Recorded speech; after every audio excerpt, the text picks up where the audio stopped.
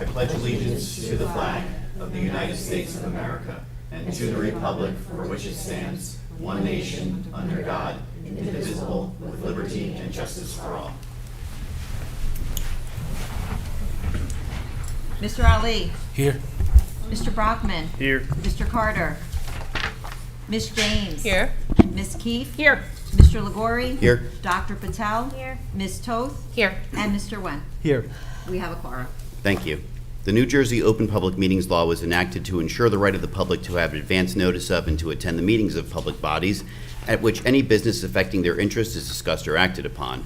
In accordance with the Open Public Meetings Law, the public notice of this meeting, which included the time, date, and location, was distributed by 3 p.m. on Sunday, January 29, 2023, in the following manner. Posted on the bulletin board reserved for announcements in the board office, 25 Linwood Place, North Brunswick, mailed to the Home News Tribune, the Sentinel, and the Clerk of the Township of North Brunswick, and delivered to the 9 duly elected board members. Good evening, everyone. We do have one presentation this evening, and I'll turn it over to Mrs. Chiroka. Thank you. Thank you, Mr. Liguori. There was just such adulation last month, Mrs. Chang, from all your presentations last month on test scores, that we thought we'd bring you back, to present the NJSLA Spring 2023 test results.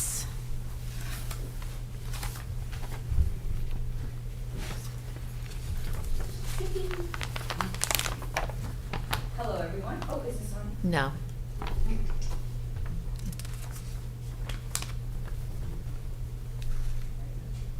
Hello.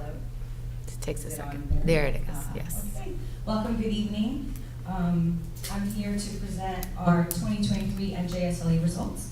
All districts are required to present results within 60 days of receiving the scores, and that puts us right on track. That date would have been November 13th. So I'm going to try to make this as exciting as possible for you. I'm going to give you a really nice district overview of how we performed, but a much broader overview of how each school performed. That way we'll stay on the higher level of the results. And please, as always, feel free to ask questions anytime you need to. Our presentation does need to include aggregated and disaggregated data, comparative analysis, you'll see some of that, and then we will share some of our successes, some of our challenges, some of the interventions that we're implementing all the time, but also as a result of these particular results.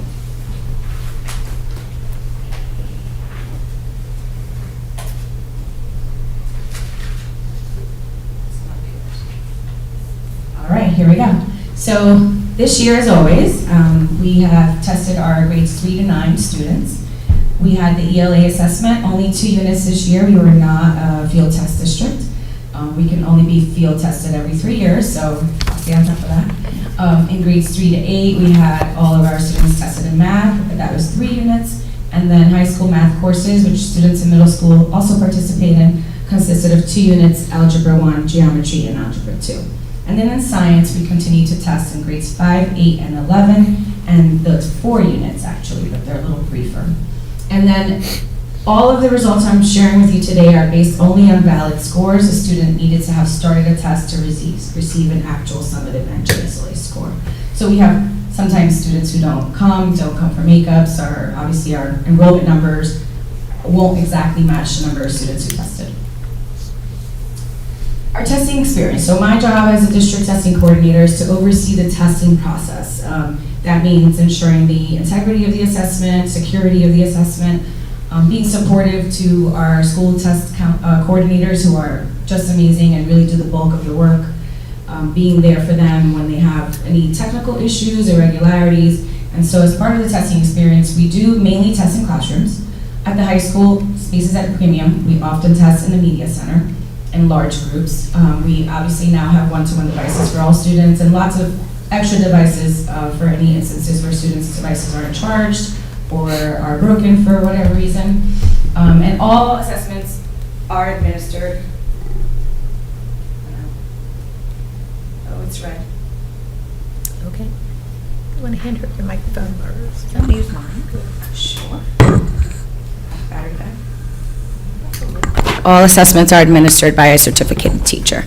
Anyone who walks in the room actually needs to have received the training that we provide. And then we are permitted to help students with technology issues, but other than that, we really can just say, do your best, keep trying, and we can clarify directions, but not actual questions. So it is a very secure test, which is why it requires so much manpower. We successfully administered 6,791 assessments.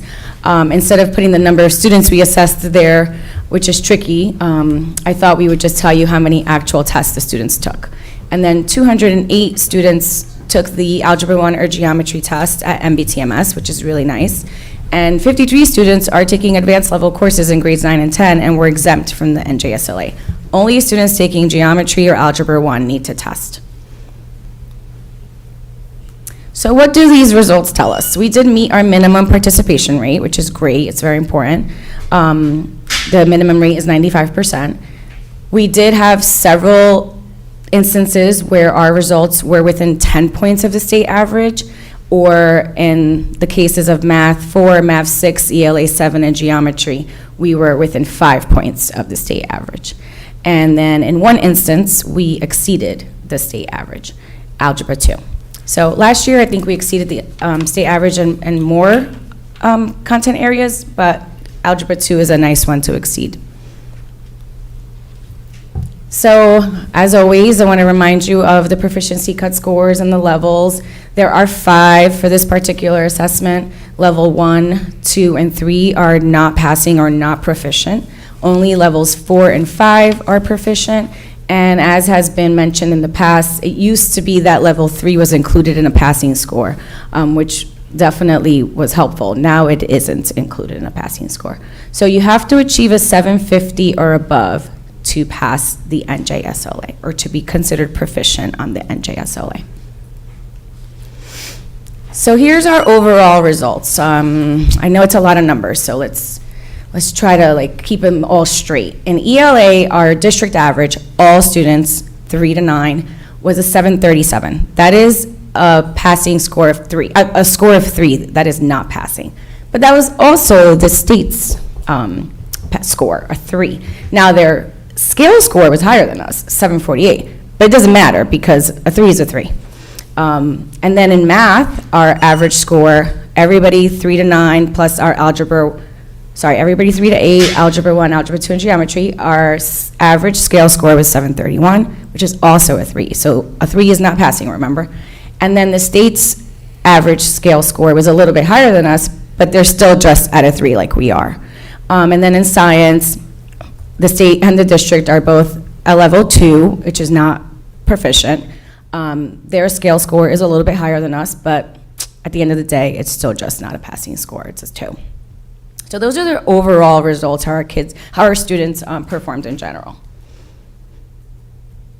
And now we're gonna get a little bit more specific by grade level.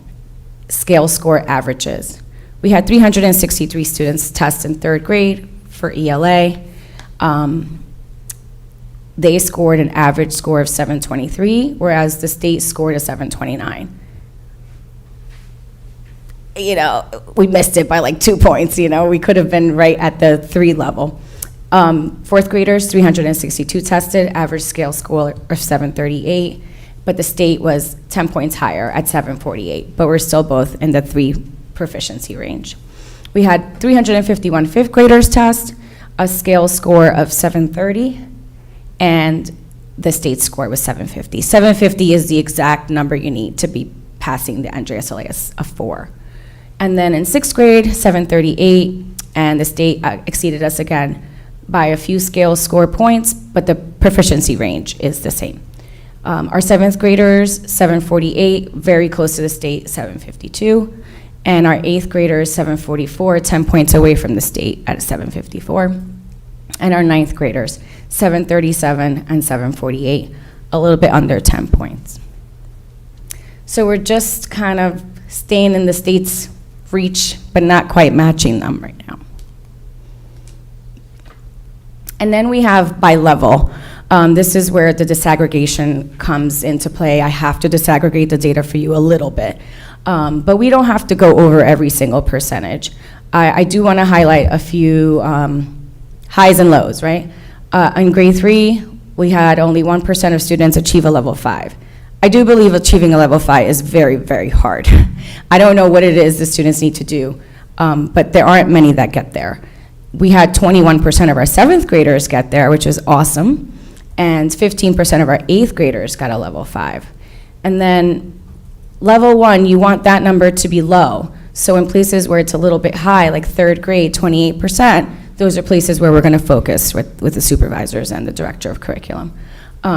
Because you want level 1s to be the lower percentage, and you want levels 4 and 5 to be your higher percentages. But in general, you see 7th grade met proficiency at 46%. So they were the most successful grade on the ELA assessment. And on 8th grade, 42%. Because when you combine the 4 and 5, those are the two passing ranges, and that's the percentage that we got. And then we do have to disaggregate the data for you a little bit by subgroup. That's important and also highlights things that we should always stay on top of or pay attention to. You'll see that at the district level, we were 17% level 1, but in the instance of African Americans and Hispanics, we're over that 17%. And economically disadvantaged as well, and especially students with disabilities at over 40%. And our English language learners seem to be struggling the most. 64% of them were at a level 1. And then level 5s, obviously you can see that the Asian students scored 23% of them. I think that's a 23 at level 5, which is awesome. And we definitely see some disparities in how the subgroups perform, which is similar to what we saw with access for Ls. This is a nice little graph, just so that you can look at color blocks instead of numbers. You can see the Asians outperforming in the light green or that mint green. Okay. Then we have math. Similar to ELA, we did not meet the state average in many cases, but we're in terms of scale score, but we're at the same proficiency level as the state. So our 3rd graders' average scale score was 736, the state's was 745. But we're both still a 3. In 8th grade, math, that was a struggle for us. A scale score of 697, proficiency range 2, but the state was also at a proficiency range 2. I've thought about this test quite a bit because I think it must be very difficult. Only 17% of students in the state are passing the 8th grade NJSLA. So it can't just be the students. There has to be something going on with the makeup of the test. Our Algebra 2 students did awesome, 756 scale 4, and they exceeded the state because the state's scale score was 750. But we're both still a 4. So that's how we're looking for math. And then to disaggregate the data by proficiency ranges, we're just going to highlight a few that stand out. We're really loving that geometry, 50% of students passed with a 4 or 5. That's a great number. And obviously, I think the 3rd grade at 34%. The 3rd grade in general seems to have done pretty well. Makes sense because I think they were in school the longest with us, not virtual. Last year they were the kindergarten students, so we were ramping up all of their instruction. They were the ones that went out kindergarten COVID. And then 22% of our 7th graders and 27% of our 6th graders did pass the NJSLA. Again, we'd love to see lower level 1. It is hopeful for us to see lots of students in level 3 because it means that they're on what we call the cusp, and with a little bit of extra instruction, we could potentially move them up to a level 4. And then by subgroup, for mathematics, I know it's small, but I have to fit a lot of information onto one page, and all of this will be posted on the website if you want to peruse it. We have similar disparities. I do want to highlight 6.9% of our students, Asian students, did achieve a level 5. Again, that's a very hard level to achieve, but our English language learners continue to struggle. Very high percentage of them scoring at a level 1. And our Hispanic students, which, by the way, if you notice the number, it triples the number of students in any other demographic, at over 1,200. So 24% of them at level 1, and we just want to see them progressing and making growth. And this is just a chart. You'll see the same thing in the MINC, the Asian students outperforming with the meeting. And then we take the science tests, which I'd love to see in person. I was very curious about that assessment. In general, the state doesn't do well, and we are kind of around in the same range as the state. A student's overall score out of a possible 300, they need to get at least a 200 to pass. This is only a proficiency, 4 proficiency ranges, not 5. And we have 5th graders, 8th graders, and 11th graders taking this assessment, and all of them scored in the 2 proficiency range. 5 and 8 were exactly the same, and 11 was a little bit higher at a 166 scale score. But the state scale score was 171. So they outperformed us on the scale score number, but the proficiency level is the same. Then we have by proficiency level. We would like to see all of those 50 ranges move over, obviously. Very few students in the level 4 advanced proficiency, and most students falling in the level 2 range.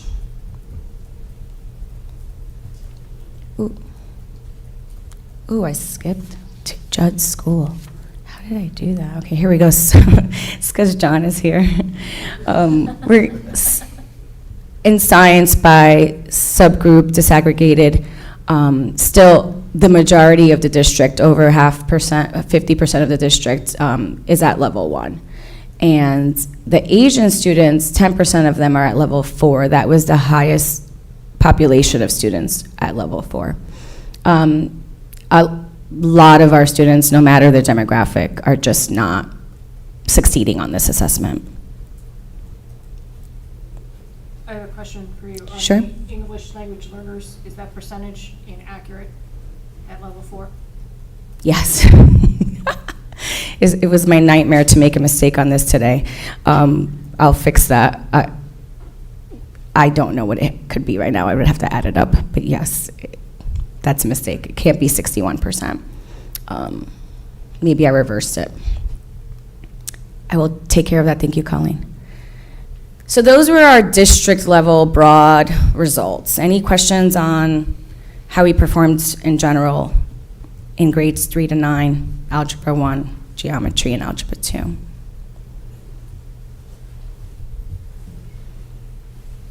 Okay, so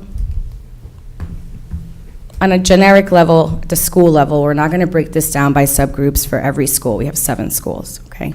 But we are going to highlight each school's scale score average for each subject. Judd did almost match the state in some cases, but outperformed the district in every instance. So a 728 scale score for our 3rd graders at Judd, that's a level 2, but the district scale score average was 723, which is a level 2.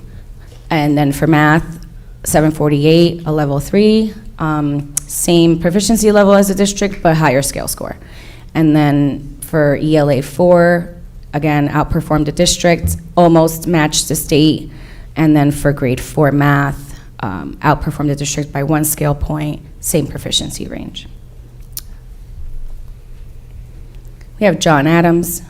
I'm missing numbers of students who took the assessment. I will add those in. We had 70 3rd graders take the assessment. Their average scale score was a 733, and they also outperformed the district's average scale score, but not the state's.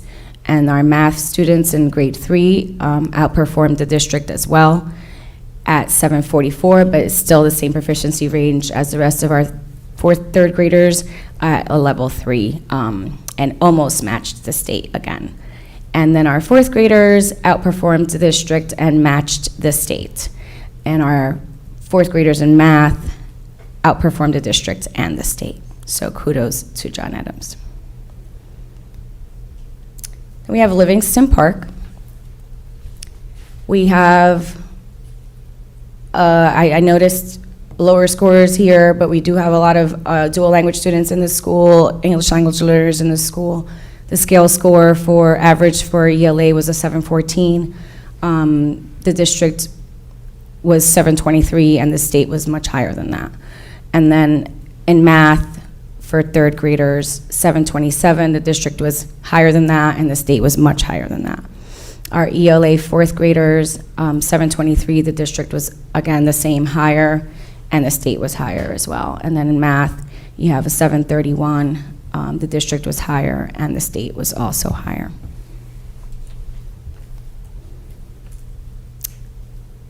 And then we have Parsons. Similar demographics to LP, but performed slightly better.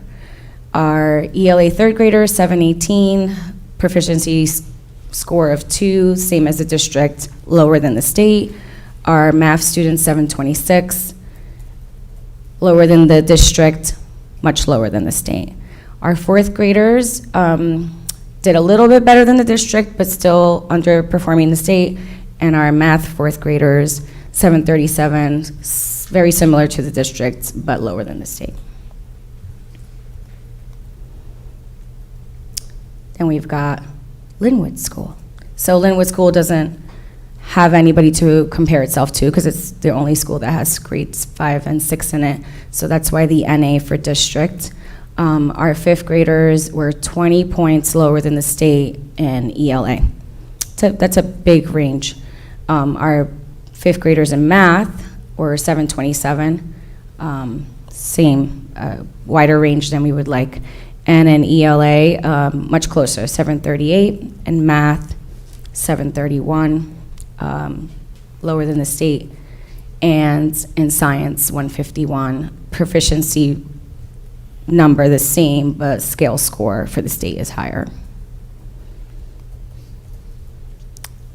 And we've got our middle school, which also NAs because we only have one, a school with 7th and 8th graders, so we don't have anyone to compare them to.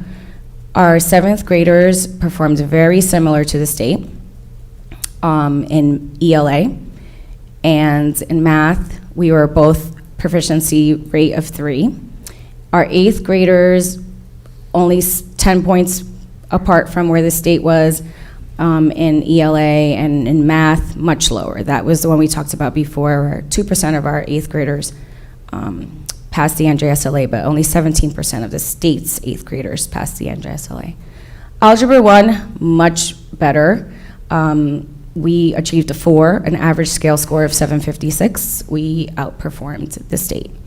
And geometry, the same. We outperformed the state, 763 scale score versus the state's 748.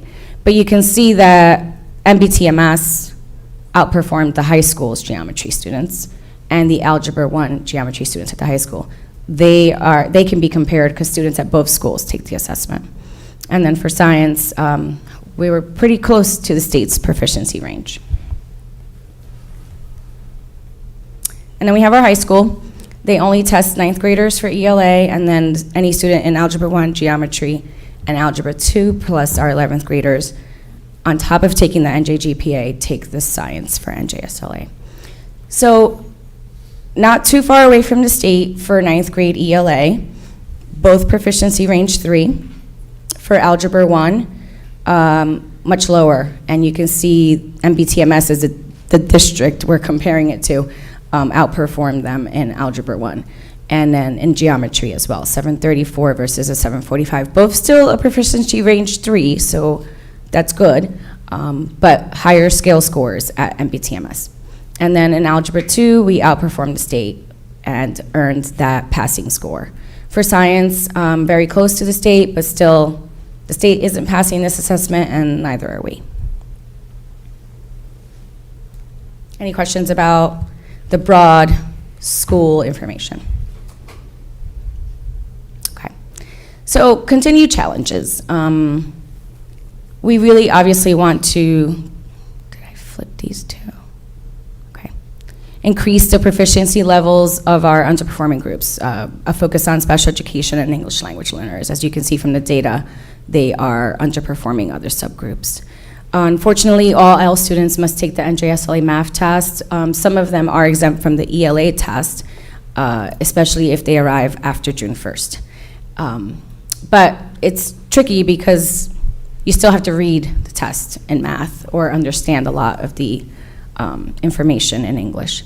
And then charter school recruitment continues to be a challenge for us. I'm just gonna click forward and see if I reverse some slides. Sorry about that.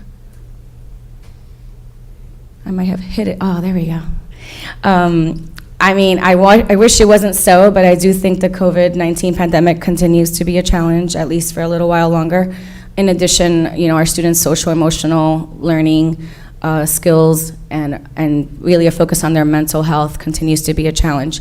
If a student is struggling mentally, it's really difficult to get buy-in for their academics, right? We're trying to get them to be healthy and positive about school and about life in general. The NJSLA proficiency levels changing the way they did really hurt us. You know, when we could pass with a 3, we had a lot better passing rates. Now we can only pass with a 4 or 5. But I think that everybody's struggling with the same, so it affected our district, but it also affected other districts.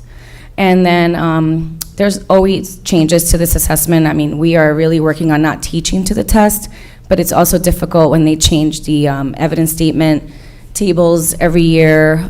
If we review right now what was on this assessment and we try to address that, and then they change that next year, then we're back at square one. And we can only see exactly what they're testing after they've tested it. So we try to have a nice balance of, you know, considering what they tested, but also remembering that they could change it. And then, you know, one of the challenges in the way the data presents itself is that we do have a lot of students in the middle school taking algebra, which is great, and geometry, but it does affect what students take in 9th grade and in 10th grade, and all of those students who would have been, you know, proficient math students are probably not taking geometry or algebra 1, so they're not included in our scores. I just want to make sure I talk a little bit about some interventions, and I wrote continued because we haven't stopped doing these. The high school really works hard on, obviously, the graduation rate and supporting our students for college and career. We have expanded academies, AVID and STAR. Those are programs that help our students who are underperforming, who might need some additional support and, you know, staying focused on academics and behavioral. We also are offering lots of higher level math courses at the high school in grades 9 and 10. Again, that takes those students out of the equation for testing. We had a lot of students enrolled in AP courses and tested this year, and we are offering tutoring in all subject areas. At Linwood in the middle school, again, offering higher level math courses in grades 7 and 8. As you saw, we have many students taking advantage of that and qualifying for that. We do have push-in and pull-out interventionists, which we know we're very lucky to have. That's very rare in a middle school. We have 1.5 for ELA and math at MBTMS, and one for math and one for ELA at Linwood. We also offer math and ELA after-school tutoring for specific periods of time. It's not a year-long run of tutoring. We try to be intentional so that we hit the right spot for NJSLA testing. And then we are offering Math Olympiad in grade 5. At the elementary level, you know, we've made a lot of changes to our literacy instruction. That's a big, broad change. We should see the fruits of that labor as our students continue to receive structured literacy, phonemic awareness, phonics. But it will take some time. You know, they always say curriculum changes take 5 years to take a good hold. But we do offer math and ELA tutoring also for a very designated period of time. Usually we start in January, and we use multiple criteria to select students. We were lucky enough to have funding last year to offer only primary grades, kindergarten or first graders, phonics primary literacy instruction, extra instruction 1-to-1 or 1-to-2, which is a great number. And then our elementary standards-based report card, which we've had under our belt for many years now, focuses on proficiency and performance of skills and standards versus grades.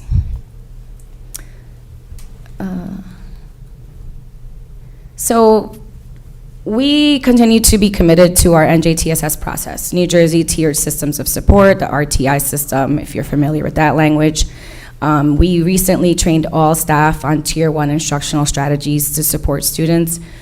We believe Tier 1 instruction is the most important instruction in the district. We can offer tutoring and intervention all the time, but if we don't really focus on the quality of Tier 1, we're always going to have a lot of students in need of intervention. Can you just define Tier 1 for everybody a little bit more? Sure. Tier 1 is good instructional practices in all classrooms. All students participate in Tier 1.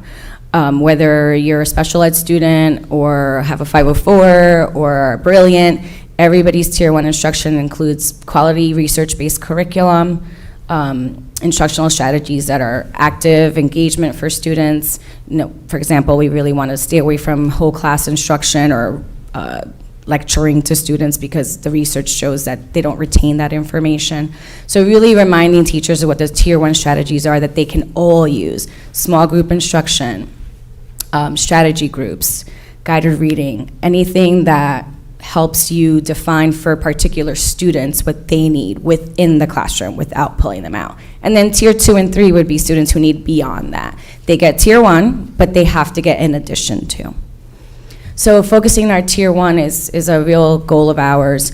Our schools are all running data teams, which have been fantastic, to analyze and act upon data after each benchmark assessment. As you know, we transitioned to the MAP assessment, moved away from Linkit, so that we could get better Tier 1, Tier 2, and Tier 3 instruction that is norm referenced and nationally normed.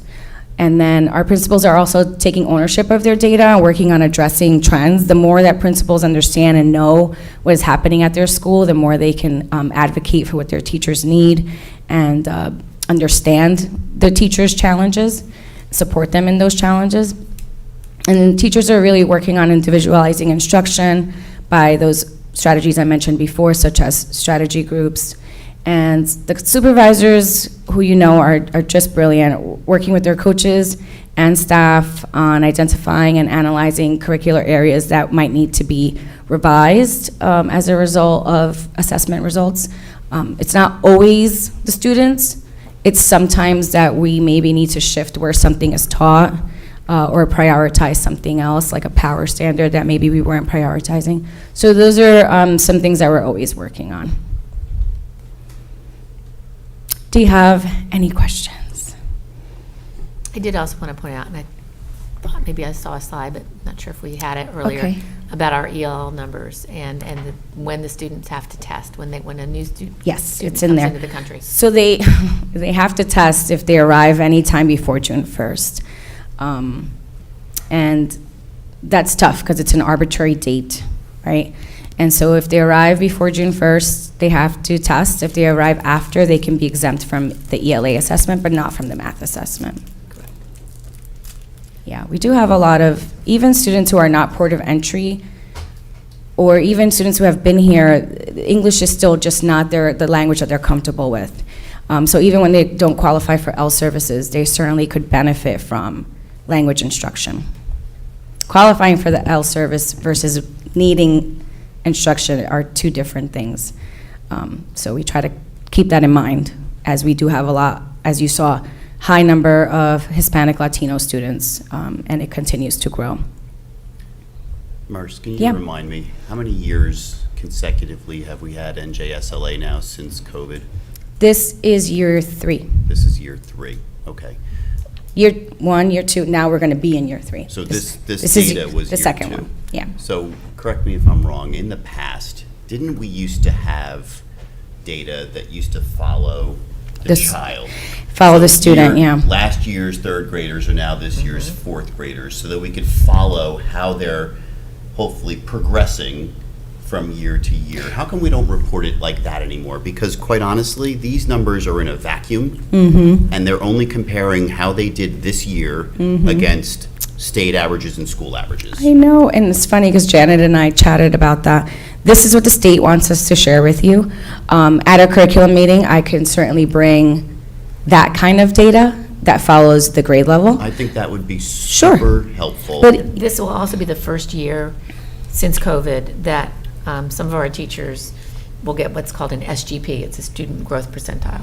So it's only certain teachers in certain grades because the students have moved up from 3rd grade to 4th grade. So 4th grade teachers get a student growth percentile at the end of 4th grade year. So those teachers didn't get a summative score in June, like other teachers. We still have not yet gotten that SGP data. And usually by December, we actually will get that number to show what the student growth was from one year to the next. So that is some of the data we still have not had analyzed by the state. I can bring that to a curriculum committee meeting. I even though I can do that, keep an open mind that the tests are so different. For example, when I was the ELA supervisor, the 8th graders always rocked the assessment, and we just could tell that the test was just easier because the students didn't change, but it is nice to see how do they grow year to year. But I think we owe it to ourselves to Absolutely. follow that data from 3rd grade to 4th grade Yep. to 5th grade. How is that cohort progressing? Yes. And as they move from an elementary school to a middle school, for example, Mm-hmm. we saw that the Linwood numbers were a bit lower. Perhaps what's up there, and Yeah. is that something we should be looking into? I think that would be great. Sure, And I will do that next get it, meeting. It's only 2 years of data, but next year it'll be 3 years of data. Exactly. So we should follow that diagonal. And Definitely. I think if we could have that data in committee, I will do That that for would our be- next committee that would be meeting. great. Thank you. For these kinds of meetings, I have to present this year's scores, but I think it would be cool to look at it together and see how the same cohort of students performed year to year. thank you. And Absolutely. I think the data teamwork is also very important this year. Mercedes and Dr. Johnson have worked very closely developing this multi-tiered system for support rollout over 3 years. It's taken a long time. We've done it stage by stage. And really implementing this year that MAP test, which will give us more work with students in the tiered levels, but those data teams who are very closely looking at each school's numbers. And because the teachers don't have that time to dig into that necessarily on their own. So the data team really crunches those numbers and works on trends and gives support to the school and the classroom teacher on where they need to be going with that data. Yep, absolutely. And if you ever have time and want to visit a data team, please let me know. It's so impressive what the schools are doing in their data teams. I know Judd just had theirs yesterday and said that it went really well. And those are the meetings that are to help change how our students are performing. Not these assessments, but information we get from multiple assessments at the same time. Thank you for your questions. You always ask really great questions. Anybody else? I just have a comment. Yes. I agree with President Ligori that the data is definitely in isolation. It's hard to understand what it means. There were some trends that I could see that I think we could probably rationalize that make sense. So at the middle school, the algebra and geometry students are taking those courses early, presumably meaning that they are of higher skill Yep. and ability. So those numbers being proficient make logical sense considering that category of students. There was a jarring note for the 8th grade math scores. I don't know what that's about, but that seems like a trend that needs to be looked into because it stood out to me. It stood out to us as well, and we had meetings and discussions with that team. Okay. Again, the state's proficiency range was 17% on that assessment, but that still is much higher than our 2%. Right. And LP numbers, we did note that there is a high population of ELL students that are there. I'm curious about if we have the disaggregated data for that school in particular. I know it wasn't presented Yes, tonight, but I can understand share that with you. might speak more to what was happening in LP for the other students. And then I guess my comment is average is just as far from the top as it is from the bottom. And I think that, while we are to report this data this way to look at state scores, I know that we all have a tall order to actually do better and exceed state Yeah. scores.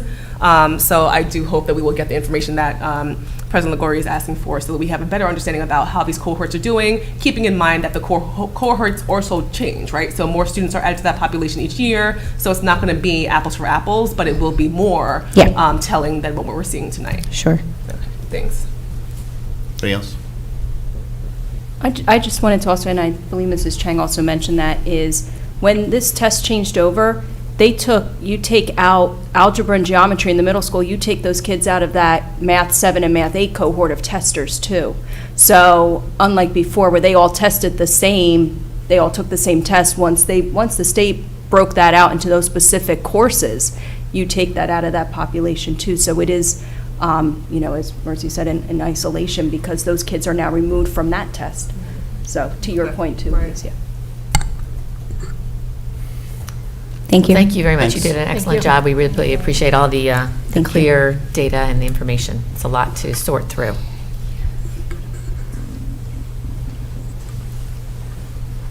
Move on with our agenda. Mr. Ali, would you like to take item 6 on the agenda, please?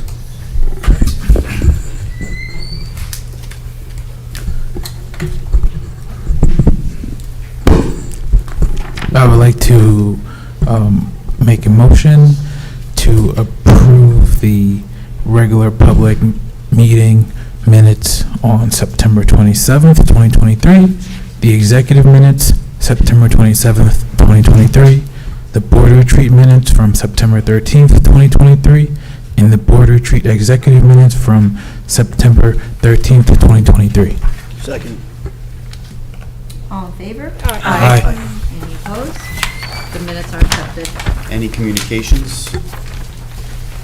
Hearing none, we'll move to, any old business or new business before your administrative report. No, but I do have some communications to share as I go into my administrative report. I did actually receive a letter today from the state of New Jersey, Office of Special Education Monitoring, and it is a report on a transition to adult life targeted review. Dear Mrs. Chiroka, a targeted review of the district's compliance with federal special education transition requirements was conducted by the New Jersey Office of Special Education. This district demonstrated 100% compliance with the requirements reviewed. The targeted review was conducted as required by the United States Department of Education, Office of Special Education Programs.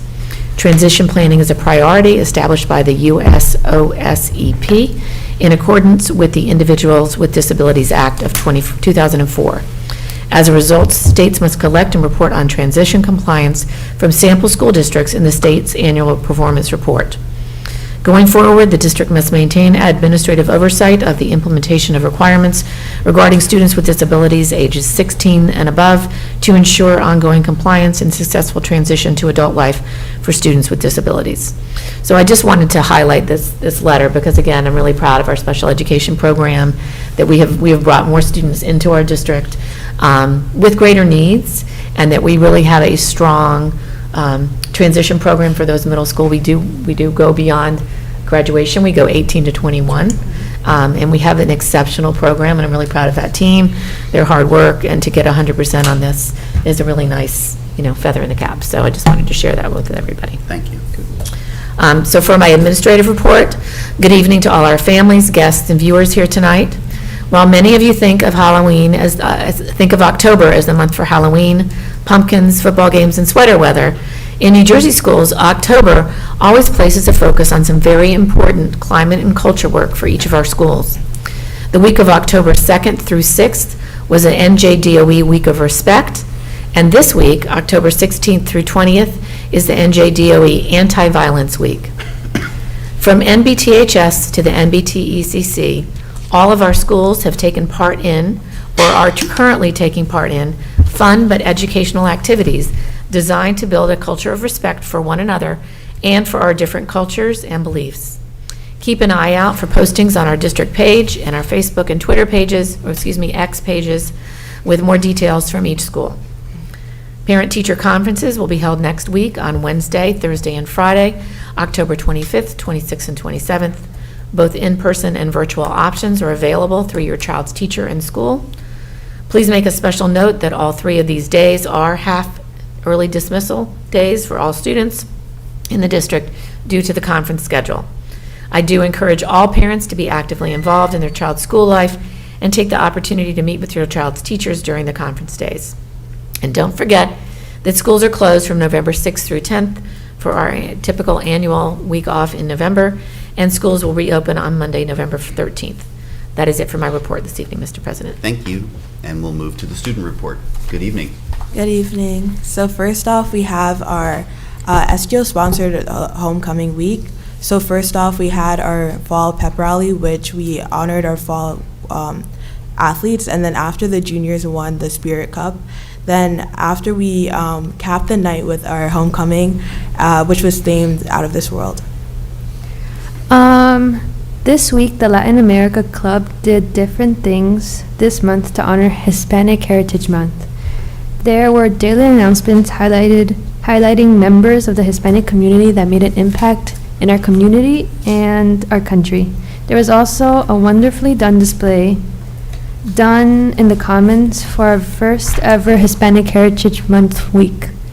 On October 12th, the class of 2024 and SGO hosted an outdoor movie night on the football field to watch Hocus Pocus. It was really fun. I really liked it. I think yes. Did you guys go? No. Oh, it was really fun. The class of 2026 had their second annual Halloween escape room fundraiser. Okay, so lastly, with the help of our fun homecoming week, we raised over $1,000 for our 5,000 goal with our fundraise charity, the North Brunswick Domestic Violence Committee. Thank you. Thank you. Killing it with the fundraising already. Nice going. We'll move to our committee reports. Let's start with business operations. Ms. James. Surely. The Business Operations Committee met on Wednesday, October 11th, 2023. As reported last month, the district was approved in its regular operating district grant. We have received the notice regarding preliminary costs for this extensive work to be done to 6 of our schools. The district engaged a contractor who is developing a proposal to submit wherein an engineer of record will be selected to develop the detailed logistical plan to prioritize our priorities as it relates to this major project that will require detailed attention and care. This approval for this grant is exceptional news to allow us to do capital improvements with 40% funding. Again, thanks to all of those who supported this effort. We will continue to report the developments in this area. As to facilities at the high school, a change order is listed in the amount of $12,550 for some seating work to be done in the area of the buses and amphitheater. A change order is also listed as it relates to the recommissioning of the HVAC units. Though there is this change, this recommissioning effort still provides a significant cost savings to the district. Last month, we reported that the scope of work for the high school studio was completed. We now know that we can expect that to be finished by the end of the year or early next year. Walkthroughs will occur. More investments are required to maintain our baseball field. There have been some drainage issues that warrant attention and correction, and those are being undertaken. Also, there will be some improvements to establish a more effective service of food in the high school, out of room that has been used for a while but requires some equipment. These improvements will expedite the process for students to grab their lunches and therefore enjoy the full benefit of their leisure time. At Linwood last month, we reported that some options were being explored as to the chillers. That has resulted in a deviation from the original specs based on need and choosing the most appropriate options with a focus towards longevity. As to the roof, there are some shop drawings prepared. We anticipate that another meeting will take place to solidify those plans. At the elementary schools, the playground at LP is targeted to be installed in November. At Parsons, we previously reported that the playground was taken down for safety concerns. The township has shared some information regarding the replacement, and we appreciate the notice that this is being timely considered and addressed. Should we utilize that playground, it will require discussions, as we previously noted, about the expectations for the use of the playground, and we hope and anticipate that those conversations are forthcoming and we can come to a meeting of the minds to best serve our township children. The courtyards at Judd and ECC will be surveyed to identify the root of the drainage issues there to resolve those. The cost for this survey will come from our Fund 63 account as this relates to our preschool locations. We have been discussing for quite some time now the need for families to complete the free and reduced lunch applications. They are linked on the website. They are available in the main offices of the school. Support is available to complete them if families request. Correspondence will be sent to those families who have outstanding unpaid balances due and owed. Again, we are looking for 100% compliance in this area, and we do need full support. All families should complete it to determine if they qualify. We reviewed the second reading of policies related to payroll deductions, long-range facility plannings, supervision of construction, the wellness policy, lunch offer, maintenance and repair. For first reading, we reviewed policy 7101 and 7102 on capital projects and site selection, $7,130 on school closing process, $7,300 on the disposition of property, and $8,500 as it relates to food services. We will be abolishing policies 8540 and 8550, as they will be consolidated with our policy 8500, and that concludes my report. Thank you. We'll move to the Education Committee. Dr. Patel. Thanks, Mr. President LaGorrie. The Education Committee met on Wednesday, October 11th. We discussed assessments and grants. NJSLA scores from May are in the process of being mailed home. ESSER 2 grant closed on September 30th, and all funds have been allocated. Each school in the district developed a corrective action plan in regard to the district goal for increasing attendance, and it's also on the agenda for approval tonight. The first of 5 personal development days was held on October 12th. The first session of 3 for professional development training for K-4 math teachers with Dr. Beatty from Rutgers started on October 13th. The SOAR subcommittees are taking the next step in the feedback that they received last year in regards to focusing on establishing community partnerships. The district is looking into expansion of the preschool program for the 2024 school year. The committee also had first and second readings of policies and regulations listed in the agenda on pages 24 to 26. That concludes my report. Thank you very much. Human Resources, Mr. Wen. Thank you, Mr. President. The Human Resources and Community Relations Committee met on Wednesday, October 11th to discuss various personnel and community topics. For all those on tonight's agenda who are either resigning or retiring, the board thanks them for their service and wishes them well. As of Wednesday, there were only 5 certificated and 15 support staff openings in the district for our current school year. Once again, openings have been posted on our website and on social media. Mrs. Kita and her staff and the various administrative teams across the district continue to work hard to find qualified people to fill open positions. We also discussed upcoming leaves of absences, 6 period teaching periods, stipends, and the updated job description for the Director of Athletics. We also discussed rescindments and amendments of previously approved motions, all of which are specified in tonight's agenda. And finally, we had our first and second reading of numerous updated policies, and all of which are noted in tonight's agenda. That concludes my report. Thanks. Thank you very much. Mrs. Keefe, anything to update us on in negotiations? None at this time, Madam. Mr. Thank President. you. Ms. Toth, you and I attended a Middlesex County School Boards Association meeting last month. Would you like to give an update? Yes, Mr. President. Good evening, everyone. Yes, President LaGorrie and I attended the Middlesex County School Boards Association Fall County meeting in Colonia 2 weeks ago, and it was a great meeting to be a part of. Really great to get out, meet some other board members from other neighboring districts, kind of hear what's going on across the county. So we, first, they introduced us. There was some greetings from the executive officers who are obviously new, being this was our first meeting of the school year. There was a board of directors update from Mr. Hong from East Brunswick.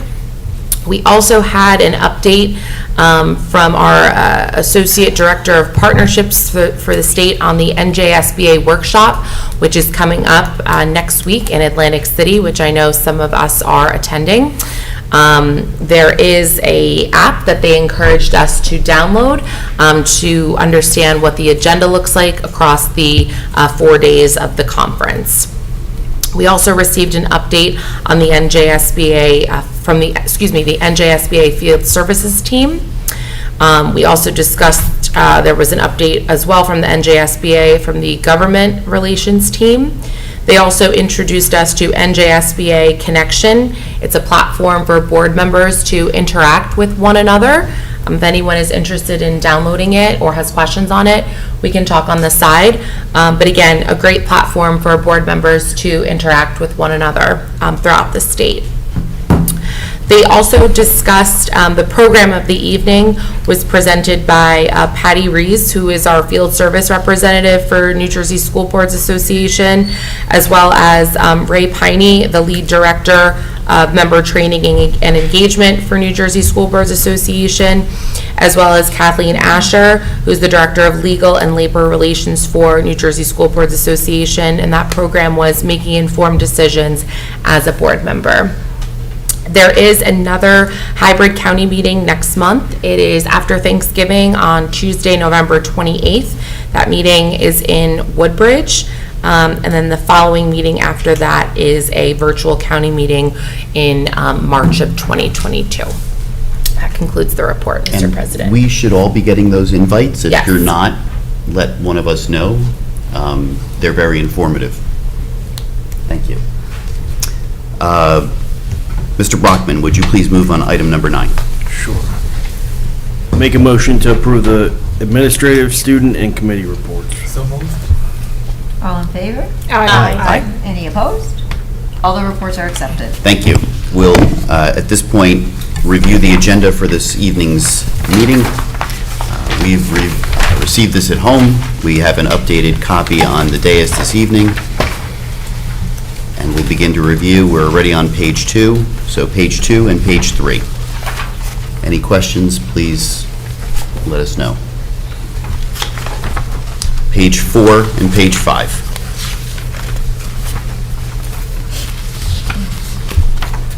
Page 6 and page 7.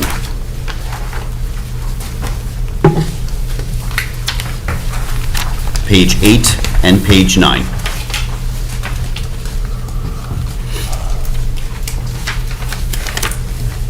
Page 10 and page 11.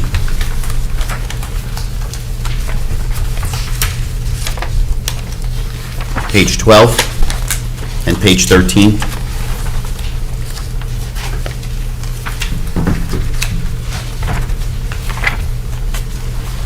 Page 14 and page 15.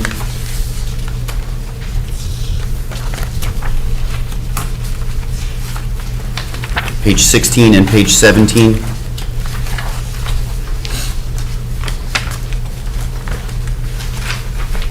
Page 18 and page 19.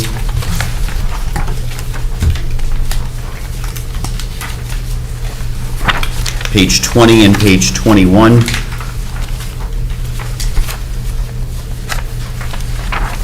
Page 22 and page 23.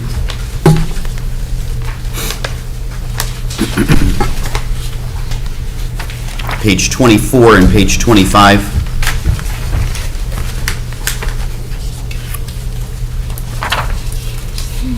Page 26, page 27, and page 28.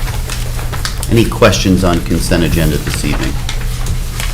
I would also like to just point out that there are quite a number of policies on here, and it doesn't look like we've been doing our job, but actually we are doing our job because we had an audit from Strauss Esme who recommended some gaps in our policies that had not been updated for some time that needed to be updated. So we've been going through those over the last couple of months, trying to make sure that the policies that we have in place are all updated to the fullest extent. And subsequently reviewed in committee. Yep. Correct. Thank you. We've come to the first public session this evening.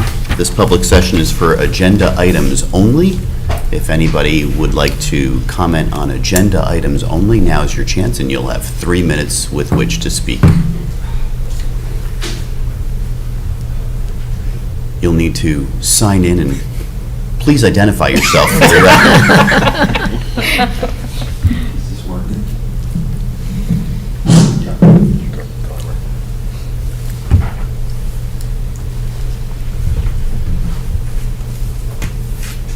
Someone please start the clock.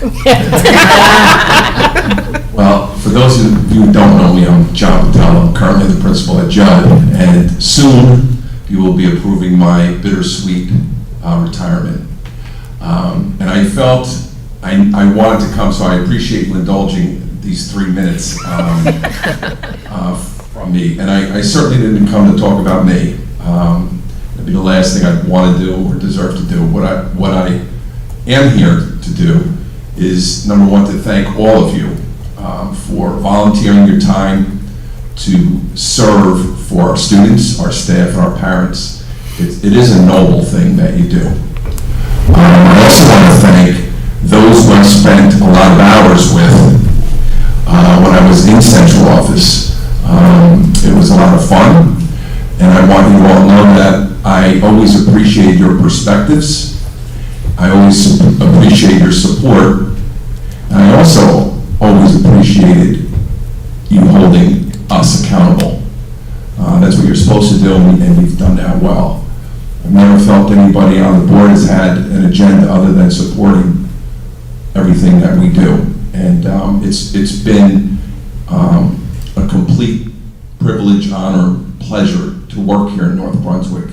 I want to thank Dr. Zakowski, who in '07 brought me aboard.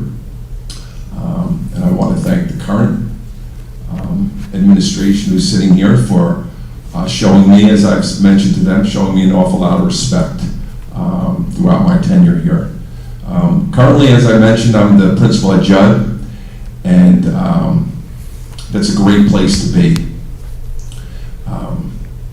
We work as such a team. I have utmost respect for the staff and for the students and parents that are involved in Judd. And that was a blessing for me to be able to go there the last few years and in my career there. Sitting next to me, didn't have to come, is Dr. Glover, who's my right, left, and hand, feet, and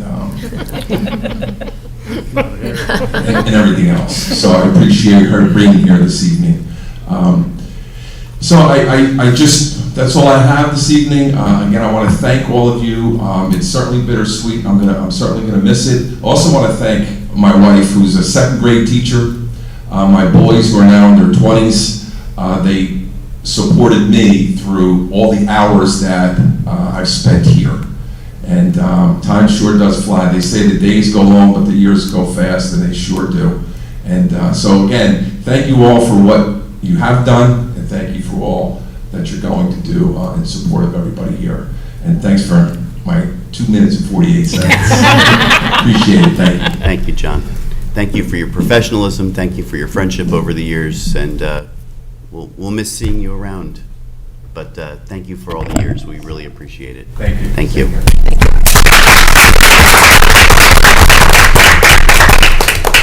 Anybody else this evening related to agenda items only? Seeing none, would somebody please move to close this portion of the public meeting? So moved. Second? All in favor? Aye. Any opposed? This session is closed. Thank you. Item 13, Mr. Wen, would you please move on consent agenda? Sure, I'd like to make a motion to approve the following consent agenda items: personnel, curriculum, miscellaneous, finance items 1 to 3, and policy and transportation. Second. Any further discussion on consent agenda? No? We'll need a roll call, thank you. Yes. Mr. Ellie? Yes. Mr. Brockman? Yes. Ms. James? Yes. Ms. Keith? Yes. Mr. Labori? Yes. Dr. Patel? Yes. Ms. Toth? Yes. And Mr. Wen. Yes. All the motions and resolutions are accepted and approved. Thank you. We flip to page 27, we're up to item 14, and we're up to public session on any matter. And if anyone would like to discuss any matter with the board, now is your chance, and you'll have 3 minutes.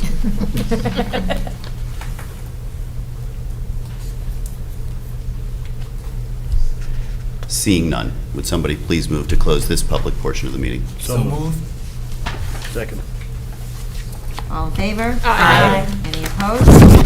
This session is closed. Thank you, and with that, we'll be making a motion to go into closed session, whereas Section 8 of the Open Public Meetings Act, Chapter 231, PL 1975, permits the exclusion of the public from a meeting in certain circumstances, and whereas this public body is of the opinion that such circumstances presented exist.